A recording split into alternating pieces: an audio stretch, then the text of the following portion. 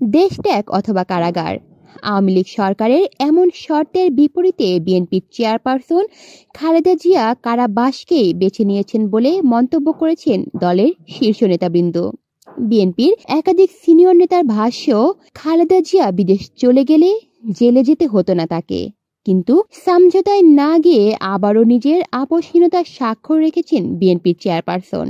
আওয়ামী লীগের শাসনামলে কারাবরণের 7 বছর পূর্তিতে এসব কথা জানিয়েছেন দলটির শীর্ষ নেতারা। কেবল শেখ হাসিনার প্রতিহিংসার শিকার হয়েই বিনা অপরাধে কারাগারে যেতে হয়েছিল সাবেক প্রধানমন্ত্রী খালেদা জিয়াকে, এমনটাই বলেন তারা। গত বছরের আগস্টে সরকার পতন ও রাজনৈতিক পট পরিবর্তনের শুরুর দিনে জাতির উদ্দেশ্যে দেওয়া ভাষণে খালেদা জিয়াকে মুক্তি দেওয়া হচ্ছে বলে জানান রাষ্ট্রপতি মোহাম্মদ শাহাবুদ্দিন। চলতি বছরের 15 জানুয়ারি খালেদা জিয়ার সাজা পূর্ণাঙ্গভাবে বাতিল হয়। এরপর আপিল বিভাগের রায়ে খালাস পান সাবেক এই প্রধানমন্ত্রী। কলি শিকদার, বাংলা নিউজ নেটওয়ার্ক।